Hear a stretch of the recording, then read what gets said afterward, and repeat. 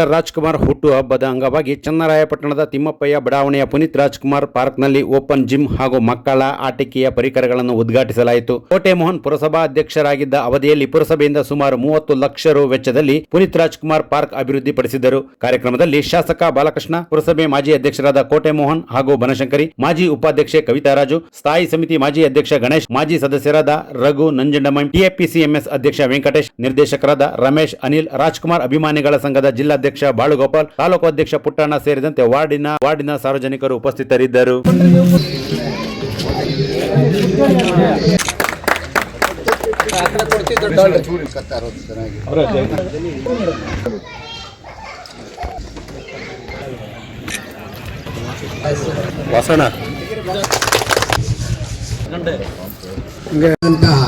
ಕೆಲಸ ಅದಕ್ಕೆ ಒಳ್ಳೆ ಹೆಸರು ಬರಬೇಕಾಗಿದ್ದು ಶಾಸಕರಿಗೆ.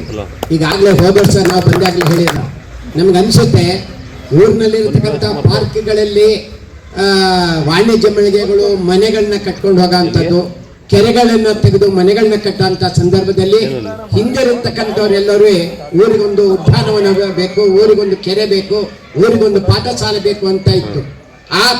ಆ ಕಾಳಜಿಯನ್ನೇ ಮರೆತು ಬಿಟ್ಟು ಏನಿದ್ರು ನನಗೆ ಬೇಕು ಅಂತ ಕಬಳಿಸೋಂಥ ಸಮಯದಲ್ಲಿ ನಮ್ಮ ಮಾರ್ಗದರ್ಶಕರು ಹಿರಿಯರು, ಯಾಕಂದ್ರೆ ಅವರು ಆ ಉನ್ನತ ಮಟ್ಟಕ್ಕೆ ಏರ್ಬೇಕಾದ್ರೆ ಇಂಥ ಮನೋಭಾವ ಮನಸ್ಸಿನಲ್ಲಿ ಇರೋದ್ರಿಂದಲೇ ಸಾಧ್ಯ.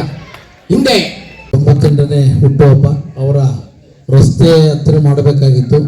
ಪುನೀತ್ ರಾಜ್ಕುಮಾರ್ ಅವರ ಉದ್ಯಾನವನವನ್ನು ಉದ್ಘಾಟನೆ ಮಾಡ್ತಿದ್ರು ಪುಟ್ಟನವರು, ಇಲ್ಲೇ ಮಾಡೋಣ ಅಂತ ಅದನ್ನು ಮನವಿ ಮಾಡಿದ ಮೇರೆಗೆ ಅವರ ಫೋಟೋಗೆ ಪುಷ್ಪಾರ್ಚನೆ ಮಾಡೋದ್ರ ಮೂಲಕ ಕಾರ್ಯಕ್ರಮದಲ್ಲಿ ನಾವೆಲ್ಲರೂ ಕೂಡ ಭಾಗಿಗಳಾಗಿದ್ದೇವೆ.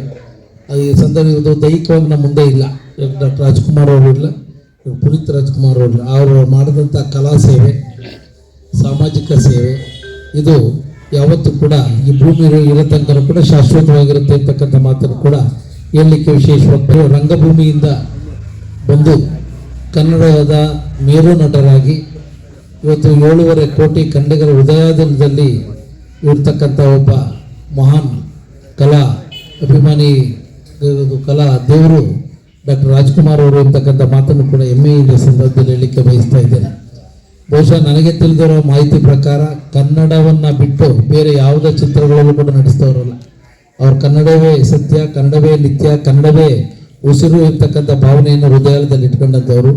ಯಾವುದೇ ಸಮಾಜ ಸಭಾಗಳು ಬಂದರೂ ಕೂಡ ಅಭಿಮಾನಿ ದೇವರೇ ಅಂತಲೇ ಅವರು ಭಾಷಣ ಪ್ರಾರಂಭ ಮಾಡ್ತಿದ್ರು. ಸಂದರ್ಭದಲ್ಲಿ ಬೋಕಾ ಕೊರದಿ ಏನಾದ್ರು ಜಾರಿಗೆ ಆಯಿತು ಅಂದರೆ ಡಾಕ್ಟರ್ ರಾಜ್ಕುಮಾರ್ ಅವರ ಒಂದು ಪ್ರಾಮಾಣಿಕವಾದಂಥ ಪ್ರಯತ್ನ, ಹೋರಾಟದ ಫಲ ಅಂತ ನಾವು ಹೇಳಬೇಕಾಗ್ತದೆ.